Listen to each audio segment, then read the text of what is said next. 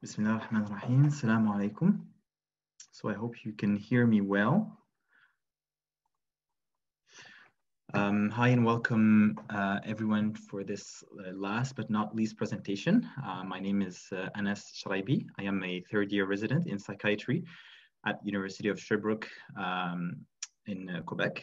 And it is a pleasure for me to introduce you to these speakers, Dr. Jibran Khokhar and Dr. Crystal Pinto. They will be discussing Islamophobia and mental health.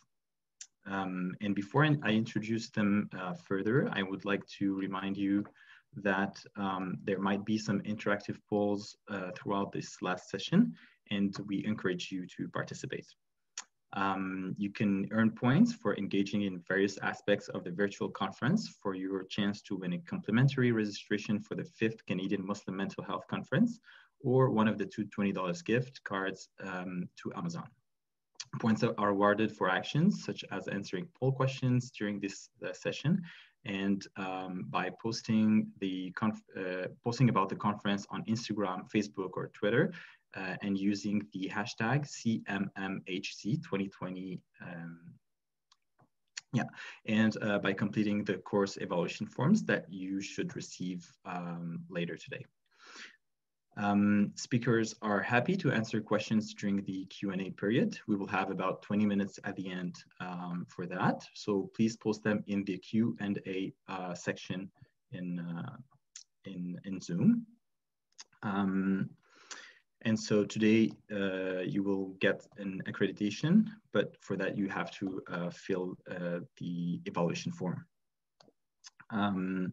And we encourage you to give some feedback for this session and conference, and you will be provided, you will get it digitally after the conference with a Google Form survey. For any resources, these will be available at www.muslimmentalhealth.ca. And now, so I would like to talk to you about the objective of the sessions. So first of all, the objective will be to identify microaggressions and other forms of exclusion or discrimination, to illustrate through case example experiences of discrimination in the mental health system. Third, to summarize the impact of discrimination on mental health in racialized populations. And finally, to discuss skills to cope with and respond to Islamophobia.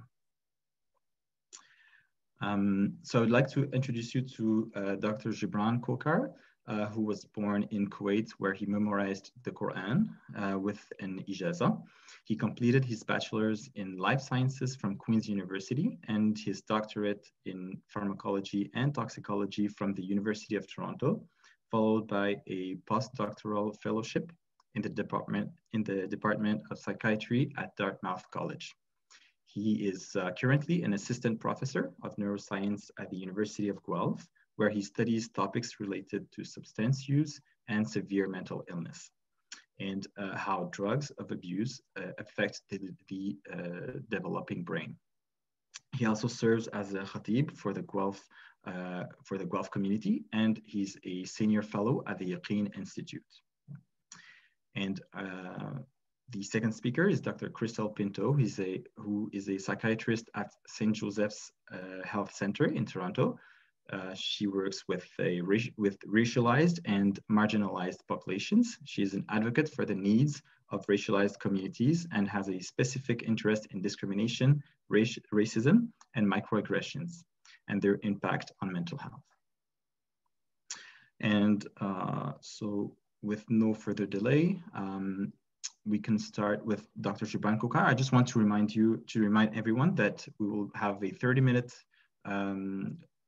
the conference will be in two parts. So first part, we have 30 minutes and then a 15-minute breaks for Maghrib time. And then we come back for a 30-minute presentation, and we'll end with a 20-minute Q&A, inshallah. So Dr. Khokhar, it's all yours. Thank you very much, Anas. That was a really nice introduction for all of us. And so today, while we will be talking about some didactic content throughout, Dr. Pinto and I will really take this as a conversation between the two of us and bringing our two perspectives of psychiatry and neuroscience together on the topic of mental health, Islamophobia, and the brain, and how all of these things are contributing to what our community is struggling with right now. And so I think it might make most sense to have Dr. Pinto start, because she'll be telling us about microaggressions, and then I can take it from there, inshallah. That sounds good. I'm just checking to make sure. Can everyone hear me? Yes, yes, we can. Perfect. So I wanted to talk a little bit about what made me interested in speaking about racism, starting as a resident, really. And partially it was because of the recognition that, of course, race does impact everyone's practice, that we actually function within systems in which discrimination happens because of race. Across multiple different spectrums. So it'll happen interpersonally, it happens in our institutions, it happens sort of systemically in the culture. And a lot of it stems from sort of ideas about race that are built on hierarchy. So it's built on ideas of what is better and what is worse. And when we talk about race, sort of the simplistic understanding is that it is about skin color, but in fact, it's about much more than that. It's about culture, it's about practices, it's about language, it's about anything that sort of identifies a person as other in terms of a cultural background. I mean, there are other things that identify people as other as well, but racism is about that cultural background.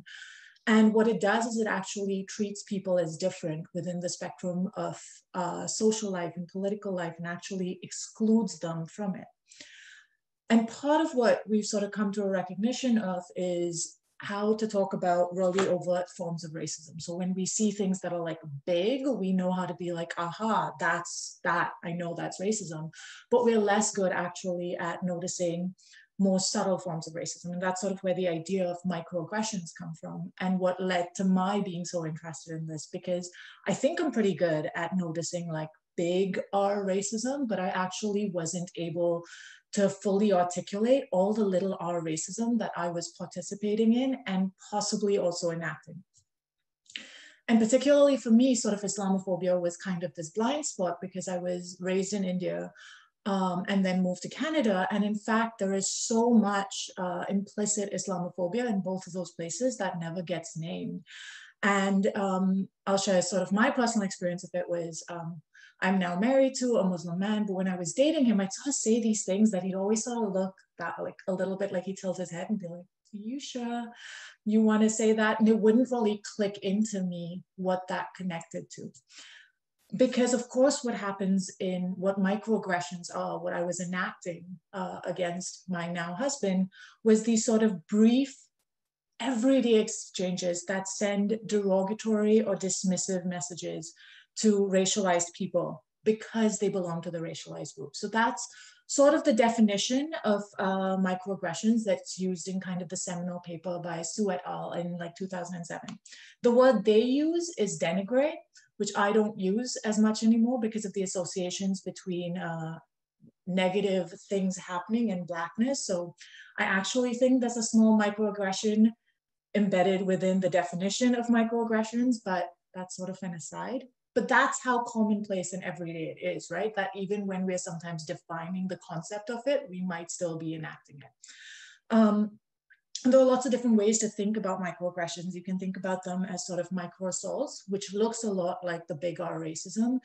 It's the very like, it's meant to be hurtful, but it might be done in a private sphere in a way that's deniable later on. That's what makes it a microassault and not a major assault. A microassault is sort of a micro insult is those subtle snubs that happen. So you speak really well for an immigrant, or wow, you're really opinionated for a Muslim woman.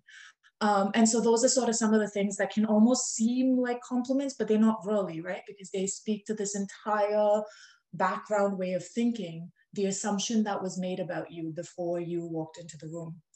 And the last piece is called micro-invalidations. And what micro-invalidations are they are ways of sort of reducing people's experience to either what everyone else would expect of it, or to actually not acknowledge what has happened. So in my case, what would happen is that I would say something, it would offend my now husband, and I would be like, oh, but that wasn't Islamophobia. That was just me giving you an opinion. And that's actually a micro invalidation, because what it does is it actually reduces someone's experience and ability to fully own their experience. The other way in which micro invalidation happens is because people assume that a race or a racial group or a cultural group must behave in a certain way, that someone's belonging to that group is questioned if they act outside of it. So the idea that if you are Muslim, you cannot be gay, or you cannot drink alcohol, or that makes you somehow less Muslim from an outside perspective, is also a micro invalidation, because really everyone's definition of who they are comes from their own experience. And so to sort of invalidate that based on our ideas of what something should be is also a microaggression. And the last thing I kind of wanted to talk about is the ways in which, and I've sort of hinted at it a few times, but people have looked at the ways in which this plays out specifically with Islam. And what they actually notice is that for people who are Muslim, what they notice is that microaggressions sort of fall into certain categories. One is that they would endorse religious stereotypes. Another is sort of that exoticization of a religion, so to say things like, oh my goodness, I really love Islamic culture, I love your outfit, or something like that, without actually fully being appreciative of someone else's experience. So just sort of taking the trappings of a culture without fully understanding it.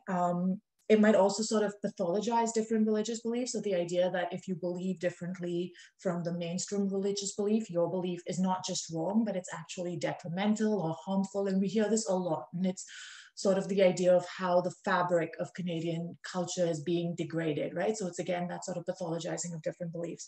And then the other idea is that my religious beliefs, because I was actually raised within mainstream religion, so I was raised Catholic, is somehow the appropriate and accurate one, that it's the right belief. And then finally, just denial of the experience, or of Islamophobia, or assuming that you understand someone because you met another Muslim person once before and they believed a certain way. So those are sort of the big categories in which microaggressions play out, specifically within the context of Islam and Islamophobia.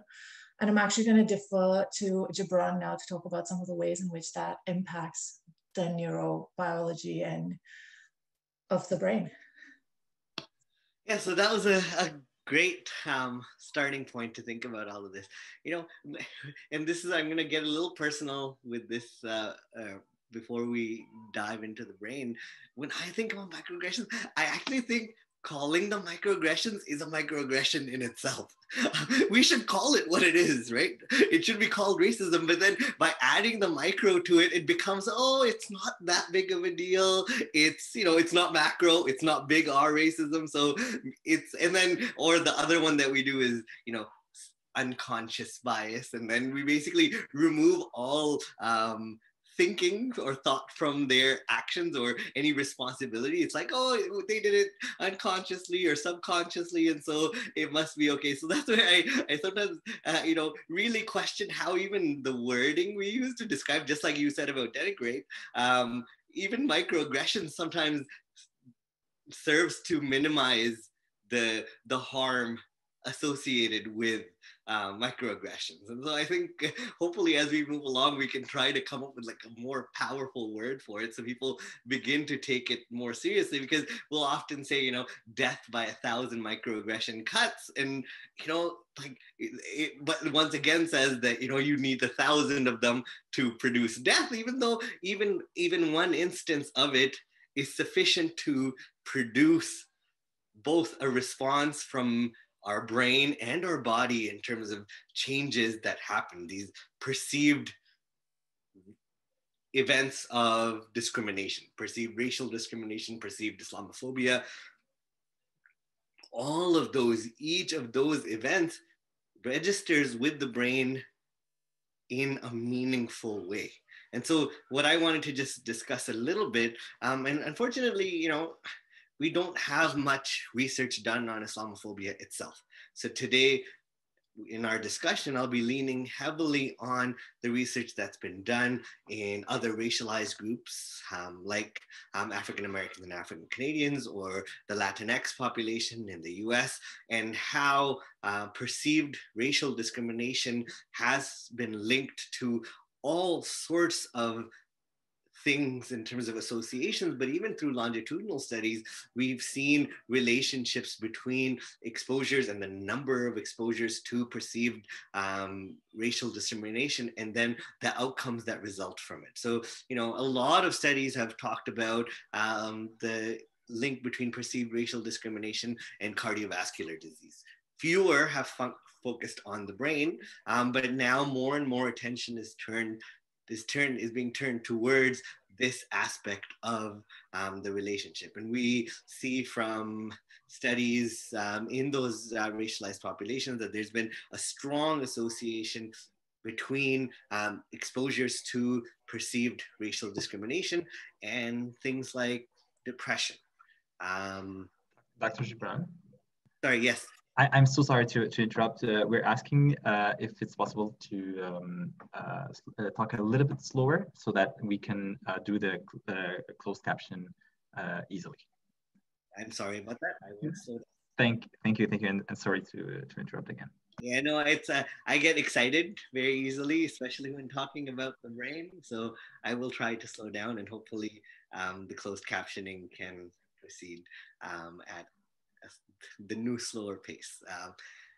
So getting back to it, we know from association and longitudinal studies with racialized groups that have experienced racism or racial discrimination that there is an increased likelihood of everything ranging from depression to generalized anxiety to some forms of post-traumatic stress disorder to even substance use in those populations. And even when we look at the data in Muslims, there are a handful of studies, but they paint a very similar picture. So when we look at the odds ratio for a diagnosis of depression, for example, the odds ratio for having a diagnosis of depression in individuals who were called offensive names related to their Islamic faith was 3.39 and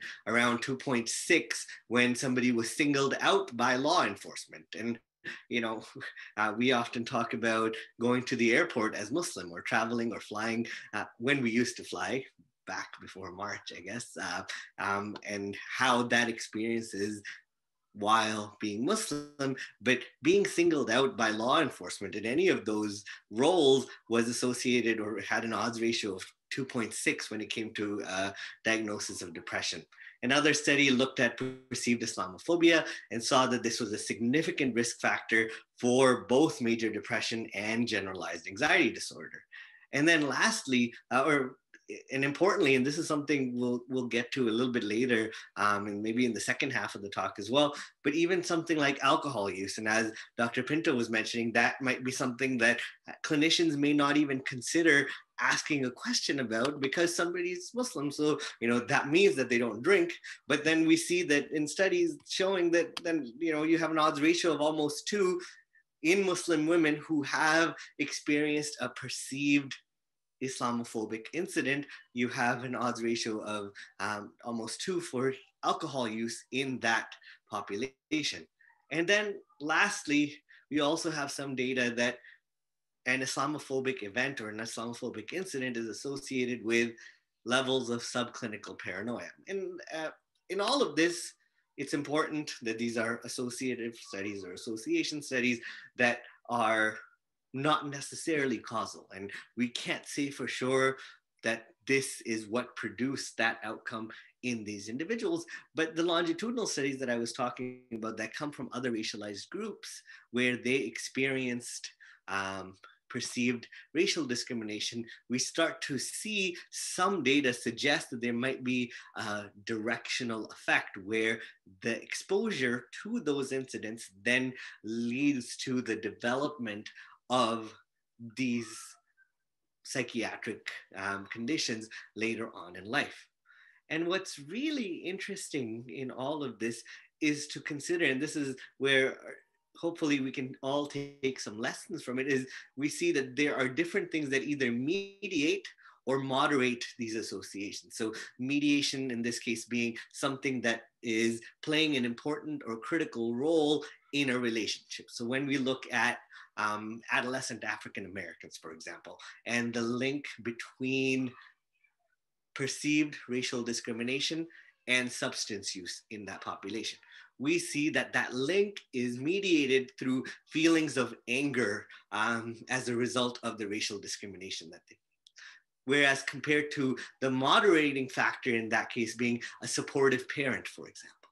And so we need to begin to realize what factors are playing important roles, either as resulting in or producing more of those associations or strengthening that association, versus things that might help keep the lid on some of that. And so I know we have a few minutes and I'd like to keep the discussion with Dr. Pinto going, but what I wanted to really emphasize today is since 9/11, since Islamophobia became a thing, since there became an industry that supports, amplifies, projects, and funds a lot of the Islamophobic messaging, we have seen, and it might be an association, but hopefully we can begin to see that there might be a causal nature underpinning under all of this as well, is that the acute mental health crisis that we are beginning to see in our, or now finally accepting in our Muslim community, may in fact be related to the rampant Islamophobia that has been happening for almost the last 20 years in North America and the rest of the world as well. And that if we begin to look at it from this lens, maybe with further research, maybe by actually doing studies in Muslim populations, we can begin to identify factors that either are protective or contribute to these associations, and how we can use then those factors to both help the community, but also help the mental health practice by psychiatrists, by psychologists, by other therapists in helping to mitigate or reduce some of the harms that comes with these overt forms of discrimination. So I'll let Dr. Pinto comment on that. I actually, and I did want to sort of jump in and sort of agree with your point that it's actually really hard to find data specifically on Muslim populations. And in sort of scanning the literature, there was one sort of systematic review that was done that kind of touched on a lot of the themes you're talking about around anxiety and depression and levels of paranoia. And that this was actually quite different depending on which community you were looking at. But the big ideas were the same, that in lots of cases, the experience of discrimination and the experience of Islamophobia actually predicted a lot of these conditions, but that there were sort of gender differences. So in one community, men are more likely to become paranoid than women are. In another community, in fact, being Muslim protected them a little bit versus being Christian if they were looking at sort of Arab American samples. So it's actually a really complex thing to talk about. And I want to sort of talk about case examples, and I recognize that the time is short, but I kind of do want to go back to the idea of microaggressions and why that particular language is used. I actually do think that when we speak about these things, because they are so ingrained and embedded in the society we live in, it's actually hard not to participate in them. I think about it as it's in the air we breathe, it's in the water we drink. We're going to manifest some of it. And I think that in many ways, the word microaggressions is meant to take away some of the judgment that comes with it, because if we can't actually engage in these ideas without feeling judged, without feeling overwhelmed, we're actually much less likely to deal with it at all. And so I kind of struggle with the word microaggressions as well, because it so incompletely captures what's happening, right? Because it's not actually just the death by 1,000 cuts, it's actually that there is poison in the air. And some people are amplifying that, not, but in fact, it's part of this entire system that's happening. And it's also incredibly important when we're talking about this to reduce some of the judgment associated with it, because one of the things that happens in sort of interpersonal interactions, especially in clinical interactions, is the concept of racial anxiety, right? So there are two different groups of people who are both anxious that they're going to enact some sort of negative stereotype. So like one of the cases that comes to mind, speaking of substance use, was seeing a patient who had seen lots of different therapists who wore a hijab and had never actually disclosed to any of them that she drank significant amounts of alcohol. And the reason was twofold. No one asked her, because they were all really worried that they would seem to be not understanding of like Muslim culture. So when they saw her with the hijab, they were like, I don't want to offend her by asking her if she drinks, because of course she's going to say no. And she didn't want to seem like a bad Muslim. So even though she knew it was contributing to her depression, she never told them, because she was really worried that then they would be left with the assumption that she wasn't a real Muslim, or that there was like, that she would be a bad Muslim. And so all of these levels of not wanting to have ourselves be representative of a negative stereotype about our individual cultures played out in these interactions. And it's interesting because I ask everyone, and I will often get the opposite response, which is someone who has identified as Muslim will be like, but you know I'm Muslim, why would you ask that? And so like you have to actually risk that moment of being misunderstood to actually have an honest interaction. So I can say like, you know, I don't like to make assumptions about people, but sometimes it will feel invalidating to someone to be asked that question if they've identified as Muslim. And we have to actually be able to risk that. So I think it's important to sort of not label them broadly as being the same as big R racism. And at the same time, you're right, microaggressions doesn't fully capture it.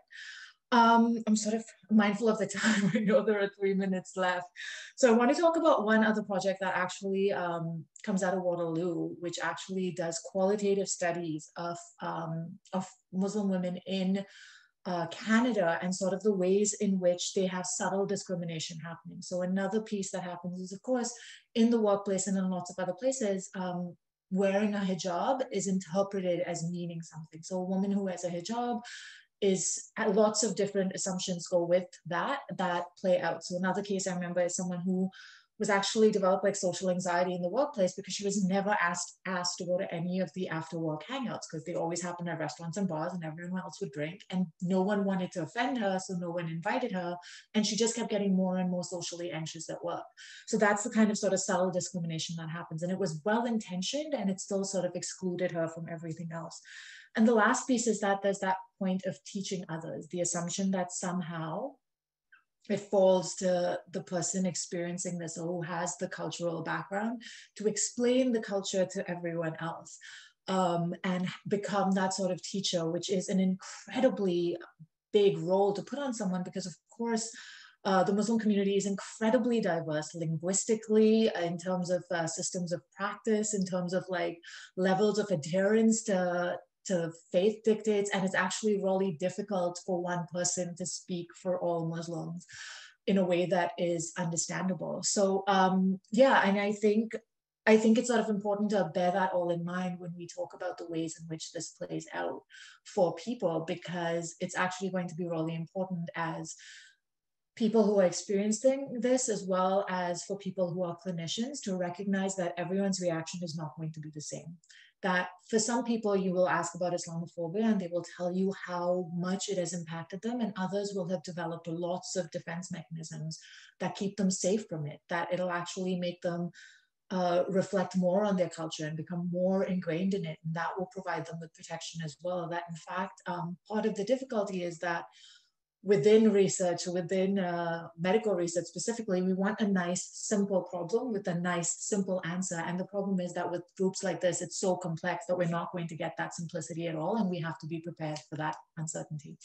I feel like you're going to tell me my time's up, so I'm going to stop talking now. Well, thank you, Dr. Pinto. It is so interesting, and but the good news is it's just the first part, and we have a second part plus the 20-minute question Q&A. So inshallah, we will go for Maghrib prayer, and so we can come back in 15 minutes, which is at 5:05 p.m. Thank you all. Thank you. Thank you.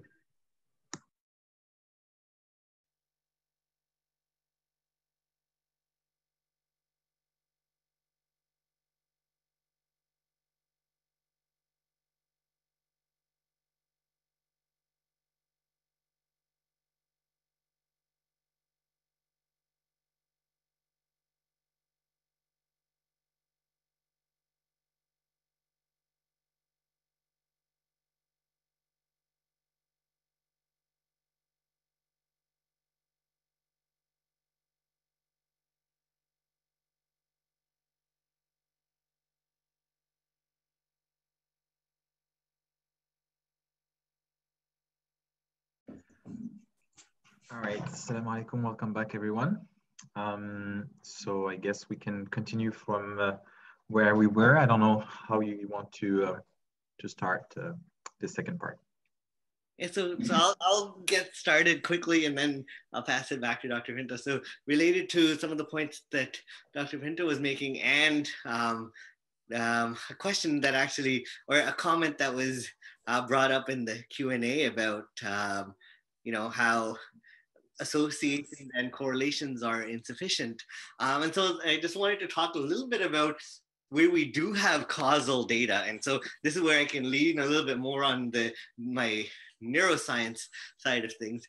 In fact, when it comes to modeling psychiatric illnesses in animals, for depression, for anxiety, for PTSD-like symptoms even or behavior, we often use models that take advantage of something like social hierarchical discrimination, where one bully mouse, for example, beats up on, and it's not even necessarily physically, it's just doesn't give it space, doesn't, it's often, when you look at a picture even, it sometimes looks like a big white mouse and a small black mouse.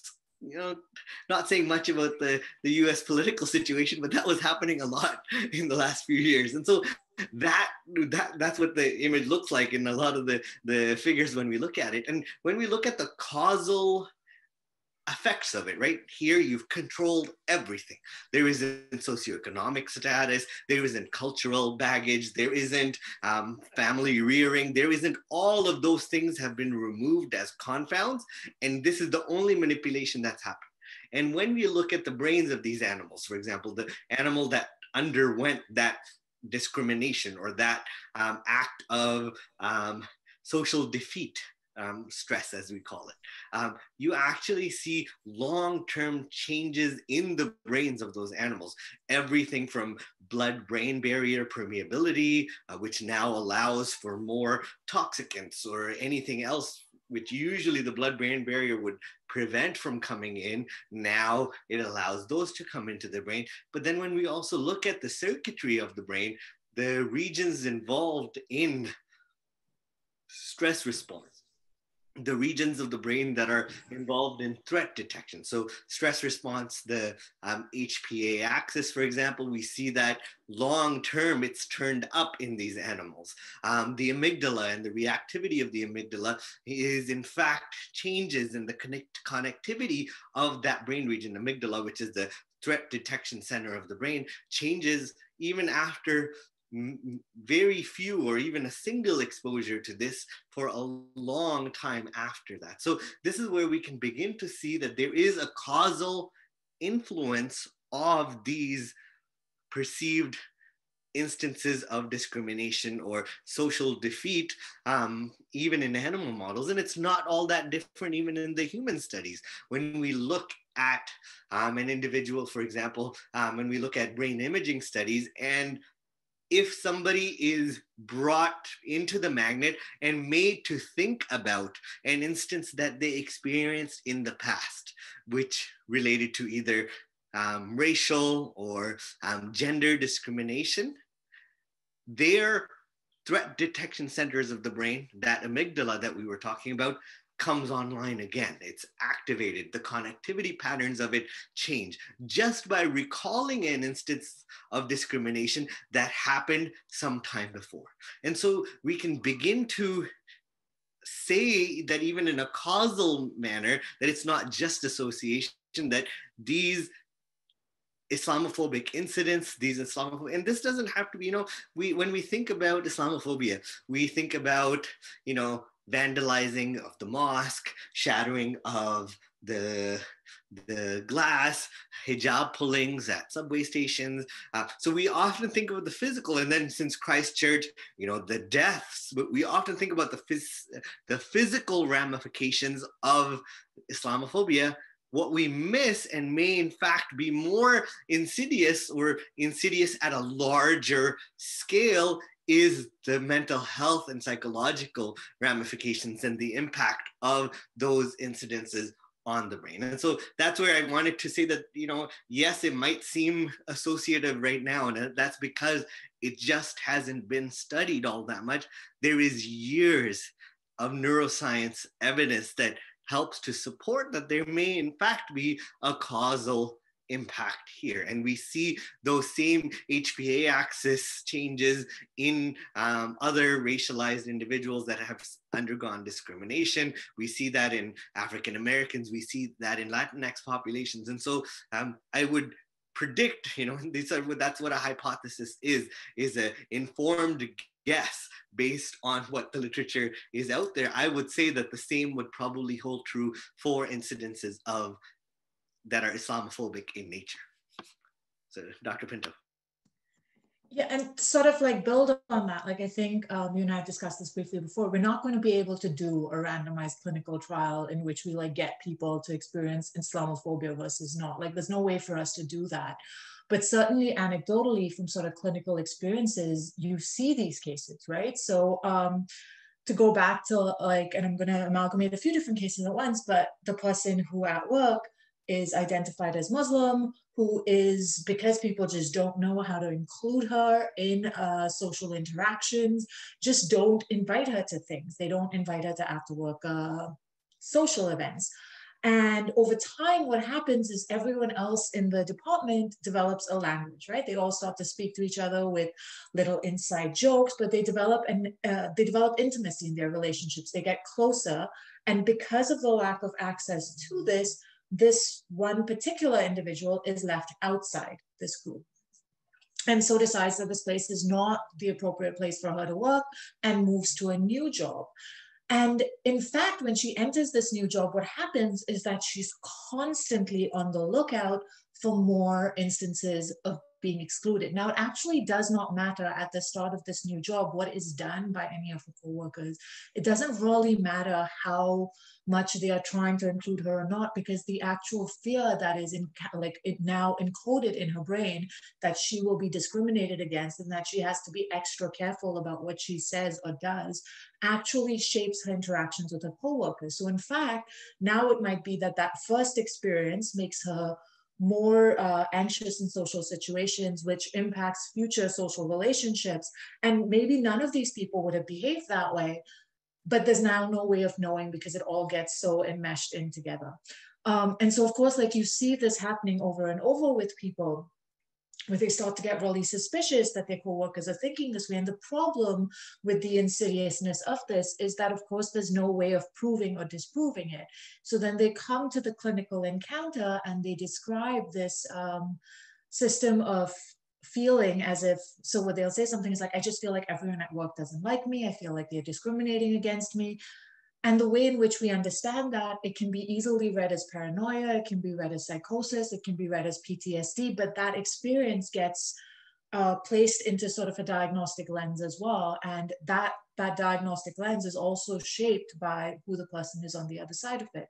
So I've definitely had the experience of someone coming and sitting across from me and being really relieved that I was racialized, because she was terrified that someone else would tell her that she was paranoid and suspicious, right? So she tells me the experience and I'm like, oh, I can see why that happens. You're really anxious because that happened in the last time. She's like, oh, thank God you didn't just say I'm paranoid, which is clearly an interaction that happens over and over again.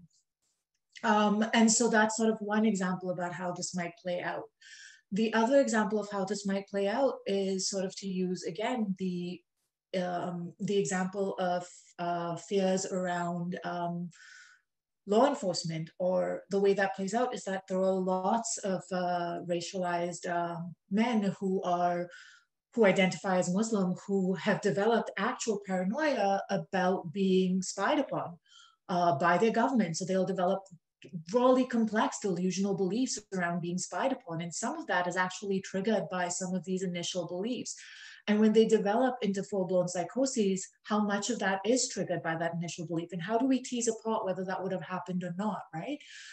And given the prevalence of like what we know about the Muslim community being spied upon, like how hard is it to actually break into that and tell someone who is psychotic that actually I mean, I don't know, maybe you're being spied upon, but I still think you should take an antipsychotic medication because this has gone too far. Like, how do we actually tease apart the reality from the lack of reality without actually making room to say, hey, listen, yes, it is possible that you are being spied upon in the way that everyone else in your community is being spied upon, but the car parked across the street, that is unlikely to be the car of anyone other than someone. Like, if we don't have the language of actually recognizing this baseline level of discrimination, we can't actually speak to what pieces of that paranoia or fear is grounded in real experience.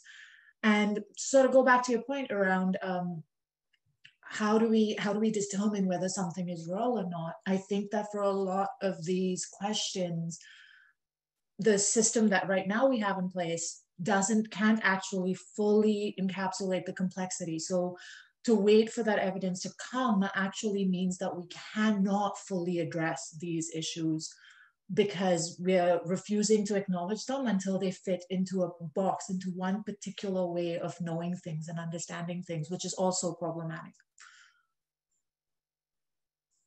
And yeah, that's a very important epistemological point that we sort of need to be discussing and talking about, not just here, but in medical education, when we develop the next DSM, and all of that, and is how does that previous lived experience of an individual impact the manifestations even of a psychiatric condition, and how to sort of differentiate between what's real and what's not, and where it all ends up on a spectrum. And so where to draw that line, where does one cross from normal to then now dysfunctional circuitry or a medical condition. One thing that I wanted to touch upon before we sort of go further with this is we also need to consider what the impact of rampant Islamophobic messaging from the level of the POTUS all the way down to Fox News and everything in between is on the consumer as well. So we've been talking about the brains of the victims, the brains of Muslims, and how there might be these changes happening in the brain. We also know from neuroscience that these things can have a very marked impact on the function of the brain in the individuals that are exposed to that type of messaging as well. And so a person that I'd suggest people check out is Emile Bruneau, who used to run the conflict lab. He passed away earlier this year, but he's done some really nice studies. One of those studies that he did, he came up with what's called the human ascent scale, and basically he took like the picture that you usually see associated with evolution, from the chimp to human, and then put a scale at the bottom of it, and then there were different groups, white, Chinese, Arab, Muslim, and basically people were asked to rate the humanness of any and all of those groups. And what was interesting is right in the aftermath of an event like the Boston Marathon bombing, and then the media onslaught that comes after that, there was a marked shift in how human Muslims or Arabs were thought to be in those studies. And then he followed those up with more neuroimaging based studies and really showed that there's a clear difference at the level of the brain between just dislike and dehumanization. And so the difference there, it's not usually, like we were talking about earlier with microaggression, this isn't coming out of a place of dislike where somebody just doesn't like something and as a result it's coming out in their behavior. That the impact of media, impact of Islamophobia on then us or the consumer believing that how human somebody is beyond that, and that different circuits come on in the brain, and that in those brain imaging studies, the circuitry that was coming on in the brain was more similar to a dog or rat for the Arabs or the Muslims compared to the superior, as you were talking at the beginning, the different aspects that come into it. It's not just race. It's so the people that were preferred were white, Christian, surgeons. Those were the categories that were considered of the preferred beings. And then there was Arabs, homeless, Muslims, dogs, rats. And so you actually saw more similarities between the brain's response. And this is, what was really interesting about some of these studies is we often, science and social neuroscience especially, thought for a long time that nobody would actually come out and say how racist they were. And instead we'd have to come up with implicit methods of assessing racism. But then when they came up with this ascent of man scale, people were pretty comfortable saying how racist they really were.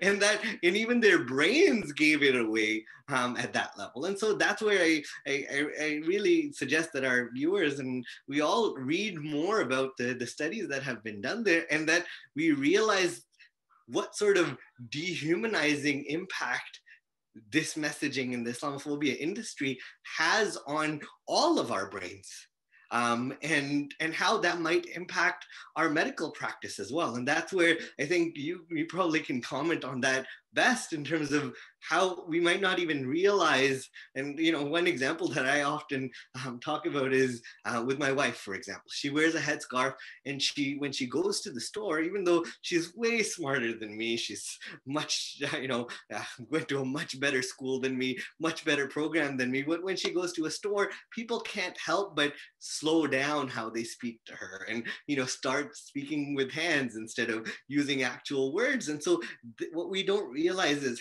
how much impact Islamophobic messaging has at a population level. And that's something we need to be talking about, but also being conscious of ourselves. Yeah, and so I sort of want to go back to that idea of like how that shapes us, right? Because that's actually when we are trying to do implicit bias studies, which are not perfect by any means. Much of this research isn't perfect. What we're actually tapping into is how has our brain been shaped by all of this stuff around us to respond to things as categories, right? So that's what we're really looking at. When we look at people, we don't see them as people. We don't see them as human beings with a full subjective experience of their own. We start to slot them into boxes. And the only people, or rather the people we have the most knowledge of, so oftentimes these are members of our own racialized group, we will sort of think of as being people. And if you look at sort of popular culture, I once joked with someone that almost every racialized person who lives in North America, by virtue of consuming the culture here, is fluent in speaking whiteness. Like, we know how to speak whiteness. We know that there are different dialects of whiteness, and we can understand those. We have a working knowledge of all of those.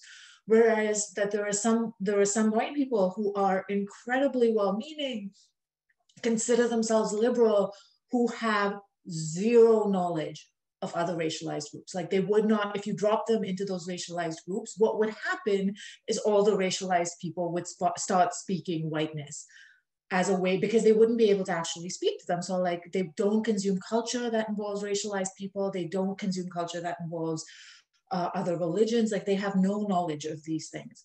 And the way that shapes our interactions with people is that as human beings, we are essentially afraid of things we do not know, that we come to it with a certain level of heightened anxiety. So the way we see this happen is that racialized people, I mean, the research here is much stronger in Black people, have a higher diagnosis of psychosis versus other ones, that there's some literature to suggest that they end up getting more aggressive treatments earlier on, that they end up getting restrained earlier on.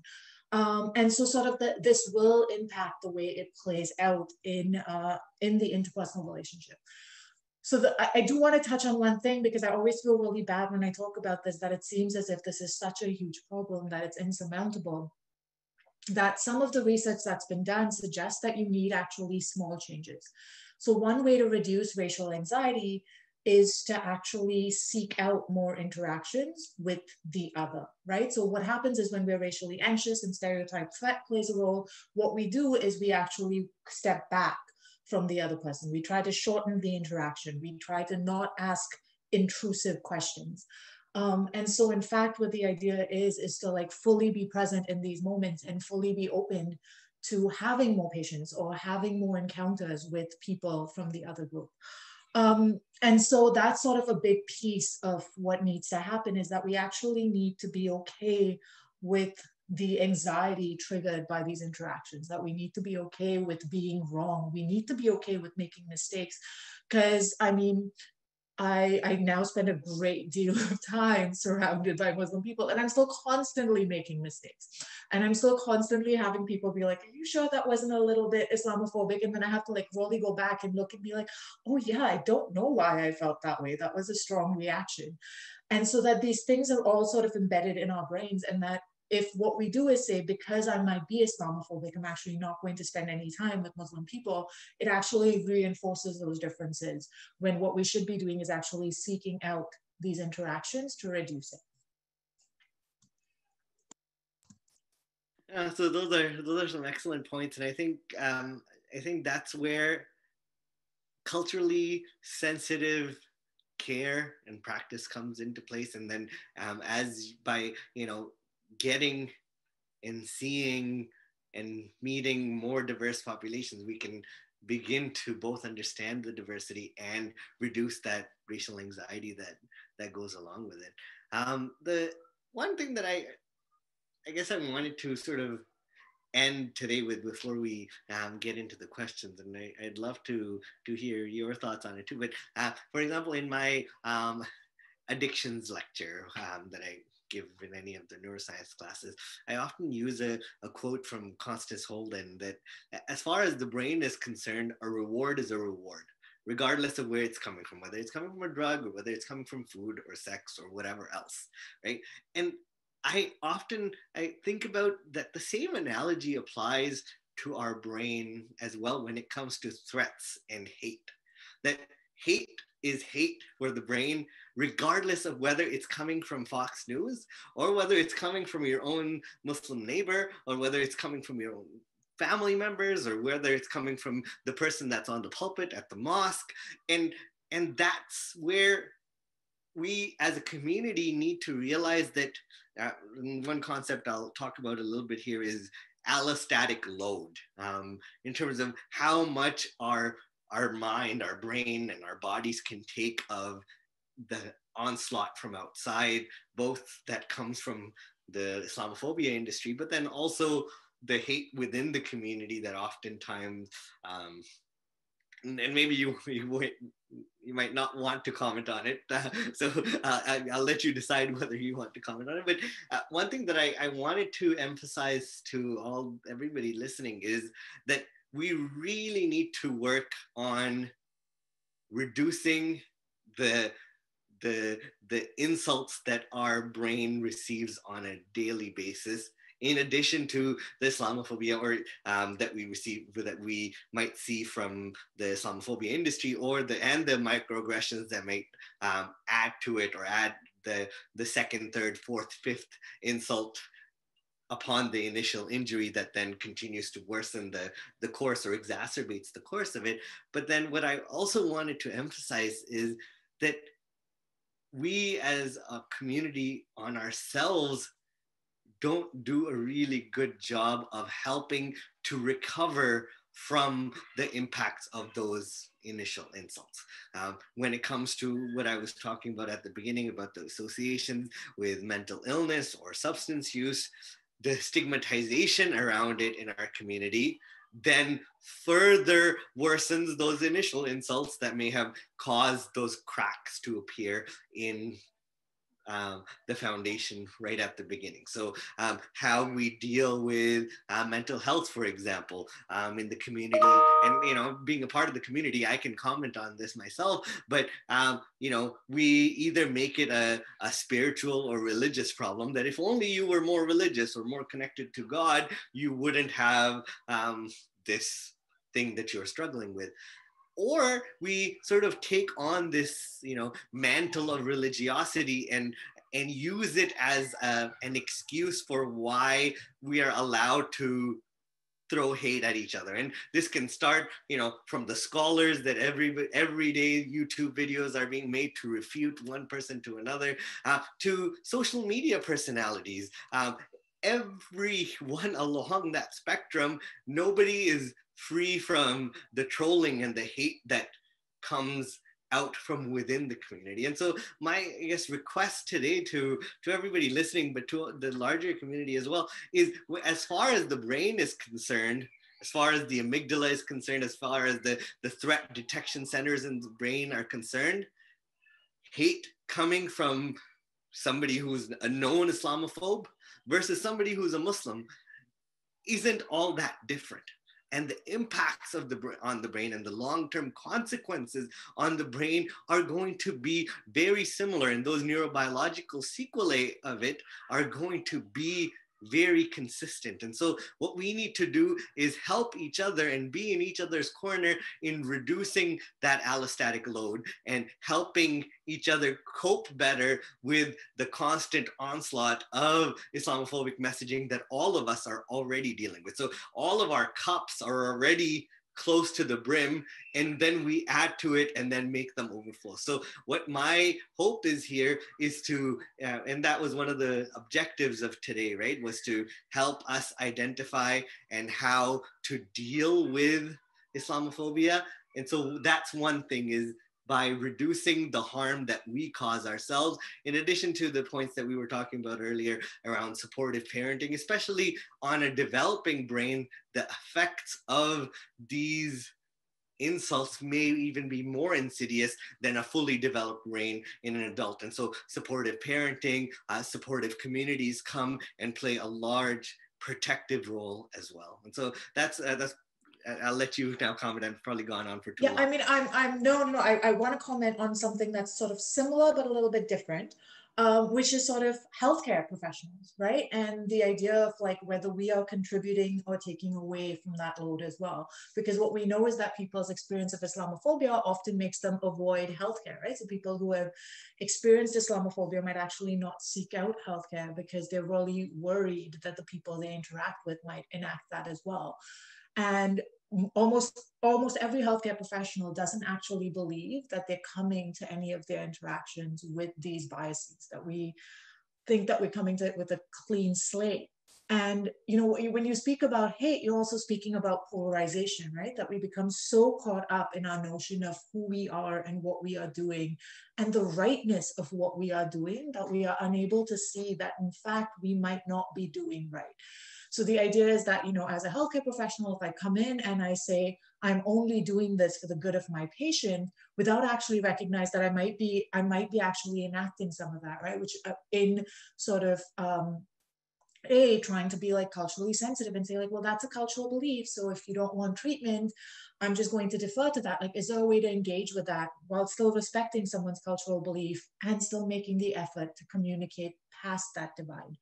Or by saying something like, oh, these cultures just don't accept mental health and we're doing them a favor, like, is that helpful or not, right? Like that even when we think we are absolutely right, that if we are able to constantly question that is in this moment, even though this has worked for like my 20 other patients before, am I willing to question whether this is working right now?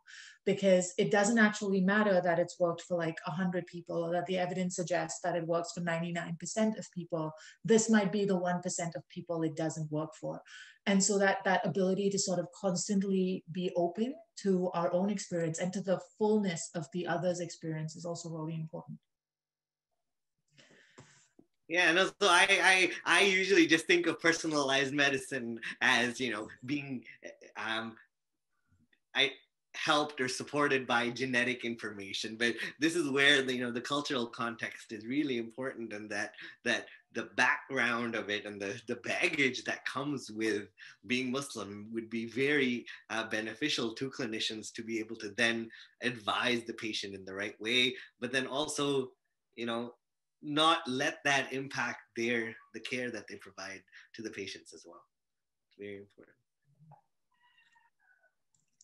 Unless we've got 1 minute, but I think we can start the session now. Well, thank you so much both.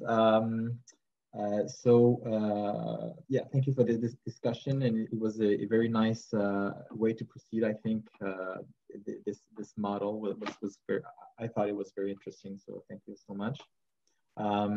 So we have a few questions. I'll start with this one. So someone is asking, do you have any suggestions for hijabi at the workplace living in the West regarding Islamophobia and mental health, and how to cope with Islamophobia? So I don't know who wants to start with this one.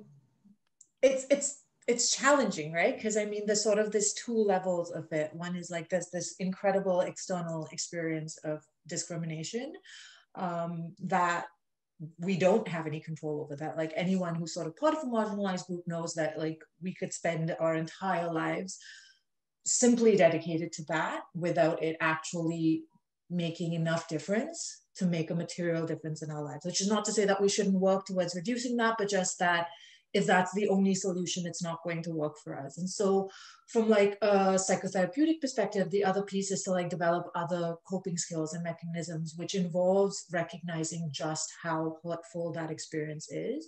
Because sometimes the advice we give ourselves is to just ignore something, right? Like if I just pretend this isn't there, then it won't affect me.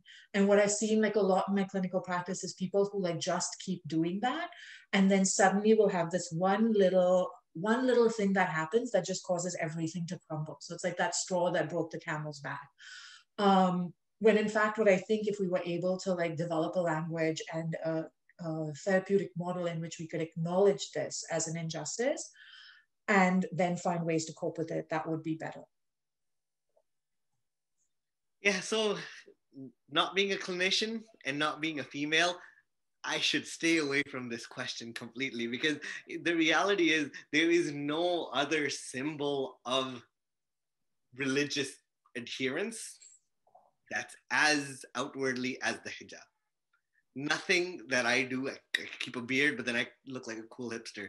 Not anymore, I'm getting old, but you know, I could lift my pants above my ankles, and all of those could be something else. The hijab is clearly and singularly one of the most powerful but clear symbols of a religious identity. And so that's where it's fraught with so many issues, and you know, and that's where as a male who, for our kind, the one with my kind of chromosomes, has been dictating and trying to dictate the dress of women for far too long, that I am not going to try to even comment on it. But what I do want to emphasize, and this is probably speaking to all the males in the audience and more broadly as well, is because we don't realize how big of a symbol it is and how macro of a identity identifier it is, we don't have anything to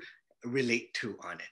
And so once again, speaking of hate, what I was talking about, the last point that I was making, we need to check ourselves in that regard as well, and look inwards, and which is the religious example and our religious doctrine, and the message of the prophet is to look within before pointing fingers outwards. And so that's the message that I would give to everybody else, is that we really need to be careful how we advise people when it comes to the hijab as well. And so that would be my roundabout answer, and not directly answering that question. I will make one tiny other point, which is that I think the other piece that gets tied up with the hijab is this idea of oppression and feminism, and sort of understandings of feminism and of the role of women within Islam, and the compulsion of the hijab that really gets tied into each other, and that people will just spew it in ways that are meant to be. They talk about equity and about opening this up and opening women up. And so I think that there's a real role, like, I mean, and again, I don't want to put this on women wearing hijab, but for those of us who are racialized or consider ourselves feminists, to actually open up the discourse around what it means to be liberated, right? Like what it means to be oppressed, because we see this happening in like lots of different ways. And it has become a very polarized argument about West versus like everyone else. and which is again in and of itself like a false polarization, right? Because I mean, there are so many Muslim women who are so completely embedded in Western culture within the language of empowerment and choose this. And in fact, is it okay for the rest of us to have a discussion around opening up that space to just regard this as a choice, which I think is often really lacking. And I think that what needs to happen is that for those of us who don't wear hijab or maybe don't even identify as Muslim, to open up the space to have the conversation about how do we create a truly inclusive feminism. Well, thank you for those answers. On to the next question. So a clinical one, how would you recommend working with individuals who have developed social anxiety as a result of Islamophobia and start to isolate themselves? So I think I'll answer this one. So I think the first thing to do is actually really to validate the experience, right? Because I think the problem that happens is we often don't validate the experience, is that we often sort of treat it as like a very simple social anxiety. And then there are lots of sort of models within psychiatry that are sort of moving away from that, which would be to recognize that, you know, when you validate that moment, you can say this is a fear. And in many ways, your brain has decided that this is the only thing that's worthwhile. So let's actually talk about what you want for your life. And if what you want for your life is an engaged social life with the world around you, then we need to figure out ways to get past this. The other piece is I am a psychiatrist. So, I mean, at a certain point, I also think it's okay to change the neurochemistry of the brain. So for some people, what they will need once that anxiety has gotten crippling is to start on a medication that sort of reduces the anxiety enough that we can then work with some of these thoughts and ideas.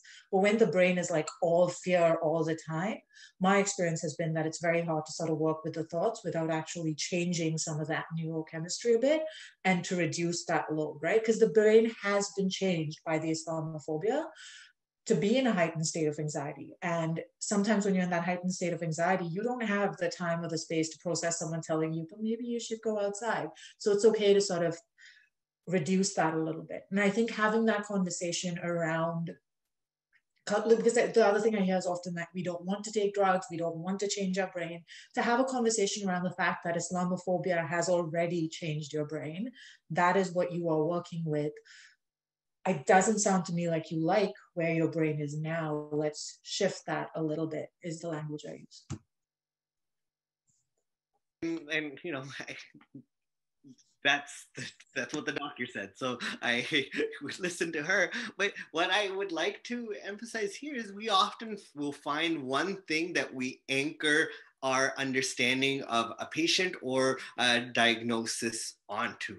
What we often forget, and this is, you know, as people, as humans, not as a clinician, but is that there are so many factors that, you know, not everybody that wears a hijab or not everybody that goes through an Islamophobic incident, that not everybody that goes through whatever that might be the anchor in our thinking is going to be impacted the same way by it. And so there are genetic, environmental, developmental factors that all contribute to how resilient or susceptible a person might be to anxiety, to depression, to whatever diagnosis we're talking about. And so it might be easy to just say that, oh, you know, you've undergone Islamophobia and now you're undergoing anxiety. And so we're going to, you know, sort of relate the two, or that anybody that has gone through an Islamophobic incident of some sort is now going to be anxious or is now going to be have post-traumatic stress disorder. And so that's an important consideration that all of us need to keep in mind, that there are so many factors that contribute to both either the susceptibility or the resilience from the impact of what we're talking about today. I'm just going to say I'm actually not convinced that you're not a doctor, because that's like a perfect encapsulation of the biopsychosocial model that we all kind of work in. So I'm just going to put that out there. So yeah, everything he said as well. So there's a discussion happening since the Wall Street Journal article just came out. The people with the doctorates are the real doctors. There we go. Doctors have just co-opted that term now. So. So we'll take the both answers Thank you so much. So another question would be, well, thank you to both presenters. Can either presenter comment on any challenges they may have encountered in advancing research surrounding discrimination as visible minorities? So I'm actually going to defer to you, Jibran, because I'm mostly just a clinician, which is not just I'm mostly a clinician, and you definitely do more research than I do. So there's two layers of problems there. So firstly, I'll talk about the problem I have experienced, and then I'll talk about the problem that I haven't experienced, but I've heard about.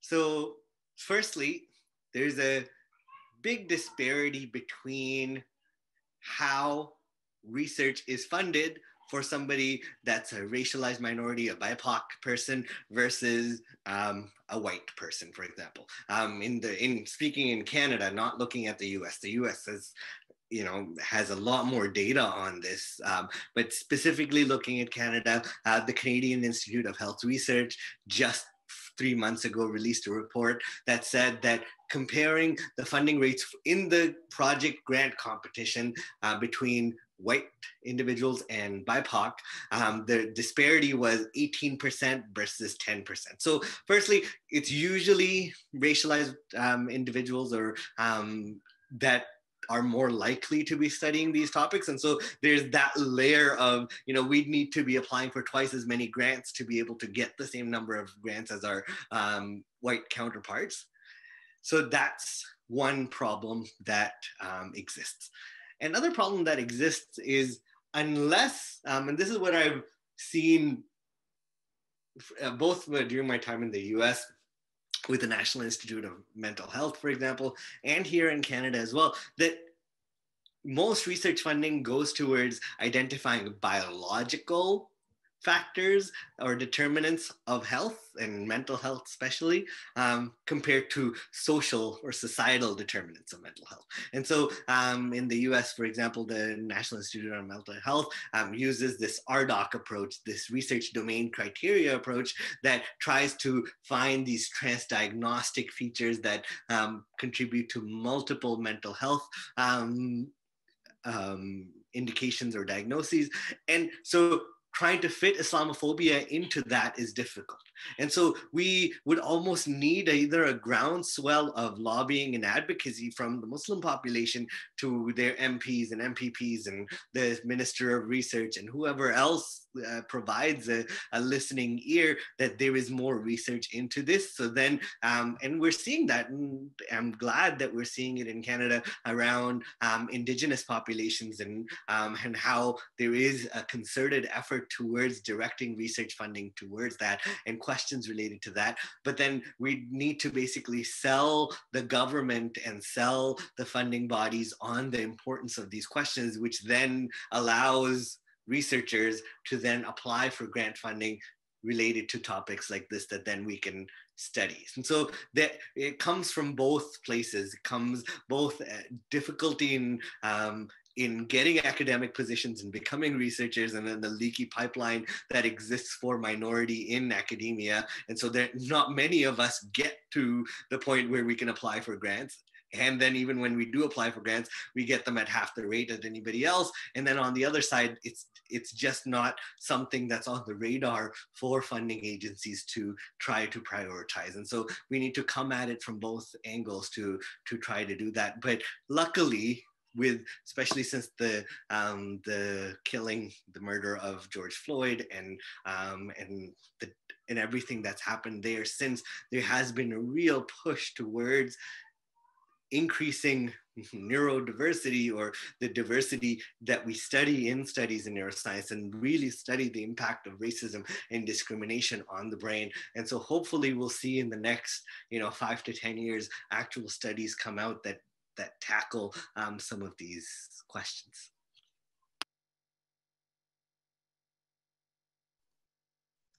Thank you, Dr. Jibran.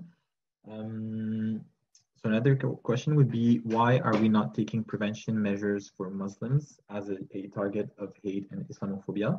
What are your recommendations on call to action and action to address the diversity and inclusion awareness, and implementation in the most meaningful and humanistic ways. Maybe Dr. Pinto, you want to start on this one? I'm gonna unmute, yeah, sorry. So I will say that, I think the reasons we haven't targeted it so far was because we weren't actually dealing with inequity anywhere, right?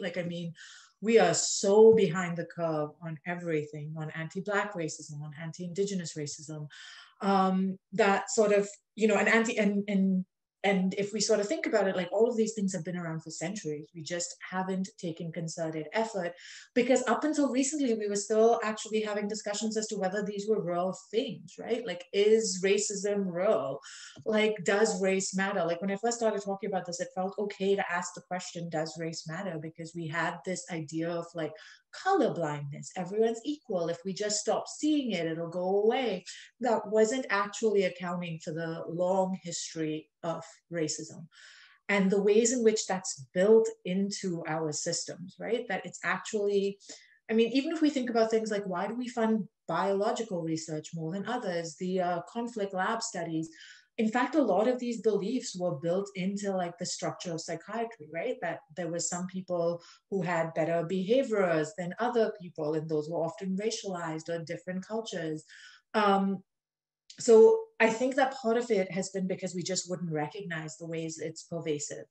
And so for me, one of the really concrete things we would need to do is to actually, instead of just looking at, hey, look, cross-sectionally, this is the Islamophobia we experience right now, is to actually do retrospective work, right? That as institutions, as fields, we should actually be looking behind to say, what have we missed for all this time? Like, what's built into these systems? What have we allowed to come into it before we sort of think about what's happening right now and what should we do about it in the future? Because I don't think we can do anything concrete or meaningful or humanistic in the future if we don't actually look at our past and how we got here. Agreed 100%. Thank you, Dr. Pinto. So I think I'm going to go with, there are so many questions and interesting ones. So there's someone who's a healthcare worker who's saying, during a meeting, a colleague justified the fact that a patient refused to do the 6-minute walk test in the clinic because of her Islamic beliefs. And the patient never said that actually. The person who's asking the question says that he or she doesn't know what the person actually said. And the situation was uncomfortable. Any advice on how to deal with that kind of situation? So what I understand of that question is how do we deal with that Islamophobia, either Islamophobia or shortcut understandings in the day-to-day? I think the bigger piece is to sort of, for me at least, is to realize that what someone's understanding is of a situation and what actually happened is never the same thing. That even when I think I'm understanding a situation, I'm only really understanding within, like, it's a very solitary piece. So for me, I actually rely a lot on using skills from a kind of therapy called dialectic behavior therapy, which says that two things can be true at the same time. So this person actually might believe that what they were doing was culturally appropriate care. They somehow, like, give them the benefit of the doubt, they misinterpreted it, and that's actually not appropriate care. And so then when we have those two pieces together, that what we would need to do is actually argue for it using like a very sort of structured piece. And you can say something like as simple as, I completely understand that it must have been so challenging to get past that belief. And we're really at a loss as to how to proceed from here, because we cannot provide this person with care without at least trying to work with that belief. So encouraging your colleague to engage with it. Like, I mean, if you know your colleague is just like, if there's like a long history of these accounts happening, if you have an understanding that this is not a one-off, then there are hopefully institutional mechanisms that can be relied upon. And if there aren't now, hopefully, given the current climate around sort of increasing diversity, there's means by which those can be created. But yeah, it's sort of recognizing that, for lots of people who come to these situations, who have acted in ways that are discriminatory, they are often appalled to hear that that's what they have done, right? That they don't mean to do it. It's just that they have like breathed in this lifetime of discriminatory philosophy, of discriminatory knowledge, that this comes from like a very automatic place, and that if they were to stop and question it, my hope is, and I might be a little bit optimistic and idealistic, that they are able to then work with that to develop something less. But it has to come from a benign place. Like if they feel that, like I'm always sort of amazed by like telling someone that something they've done is racist often feel like engenders a bigger response than a lot of racialized people have to like racism, because it feels like such a profound moral threat. We have articulated this moral belief that racism and discrimination is terrible and wrong, and anyone who would do it is evil, so that to question that in someone triggers this like huge response. So we have to find ways to sort of do it in gentle ways, which again is it's an unfair burden to put on racialized people, but I don't know how else you do it, right? Because if you call someone racist, then you spend like the next hour having an argument about how you didn't mean to offend them and you're so sorry, and you get that it's a big, so there's a way to do it gently, hopefully. I don't know. No, as if we aren't burdened enough already. We're all leading equity, diversity, and inclusivity committees in our workplaces, and so just add more to the pile of unpaid labor that racialized minorities have to do. So we'll just do more of it. They are starting to pay it though now. They finally are taking on that the unpaid labor is not a good thing, and so it's starting to get paid for. And I do think that we are in the place where we are at. I wish we were in a different place. I wish we actually get to a place where we don't have to have these conversations about race anymore. And to get there, it has always been the burden of the oppressed to actually argue for it, and then to bring allies on board. And in different circumstances, I am an oppressor, an oppressed, or an ally, right? And I inhabit all of these roles in my relationships to different people. And so I try to actually keep each of those roles when I'm trying to have this conversation, because I know what it would feel like as an oppressor to be called a terrible human being, because I'm not a terrible human being. I might have done something terrible in that moment, and I am still all these other things as well. And part of what we need to do is to constantly hold those, because that is true of each and every one of us, that we are at different times in our lives occupying different pieces of those roles. And the other thing that the other fight we're always up against is basically the rush to call every era or now we have finally reached post-racial society, or like Canada is a post-racial society. That's the other thing that we really need to push back against is we might not ever get there, just because of how much of a history there is. And if you consider from the 1800s to now, maybe it'll take another 2,000 years and maybe we'll get to a post-racial place. But that's the other thing that we sort of need to continue to push back against is that we haven't, Canada is great. Canada is a multicultural, diverse nation, but we are by no means a post-racial nation, and I don't know if we'll ever get there. And so thank you so much, Dr. Jibran, Dr. Pinto, for those great thoughts, and it's really an honor for me, and I think for everyone to be here with you. So I think there is someone of the MMAC committee, all right, that is going to do a conclusion for this conference. Thank you everyone for being here. Thank you all.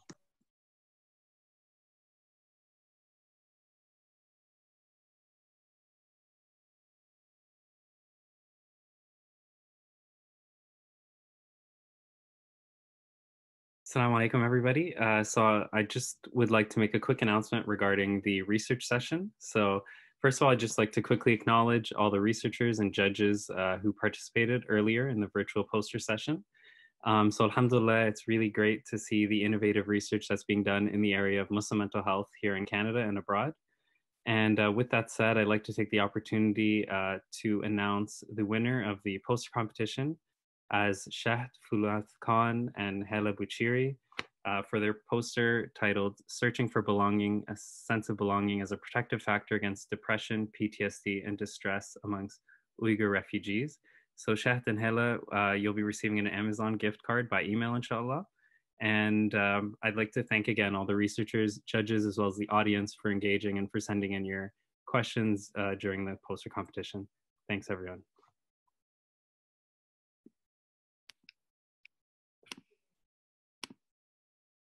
Okay, Assalamu alaikum, everybody. Thank you for your engagement this entire weekend. We have been really grateful for your participation, and we just loved having you. You're a very interactive audience and have sent us so many important questions and engaged in such rich discussion. So we really appreciate it, and we are very excited to be able to provide you with the video content for this, inshallah, afterwards, because we have recorded the sessions. So I know that will be a question that comes up, and we are working on it. Our team is diligently working on it. And I just want to spend this time also to thank our team who is continuously behind the scenes, just making sure everything is running well. And so I wanted to take a moment just for you guys to know who's involved on our committee, our volunteers, our closed captions who have been working all day long with us, and our research team as well. Lastly, I know many of you are going to want the accreditation credits for today, and we hope that you can fill out the feedback survey so that we can send over accreditation certificates to you. As soon as you complete the survey, we will receive them automatically, and then we will reach out to you within 2 weeks, inshallah, with your accreditation certificate. So thank you once again to our amazing CMMHC team and to all of you who participated today, and our wonderful speakers, Dr. Khokhar and Dr. Pinto, who joined us for a really engaging and dynamic session on Islamophobia. We really enjoyed that as well. And we hope to see you again next year, inshallah. Assalamu alaikum.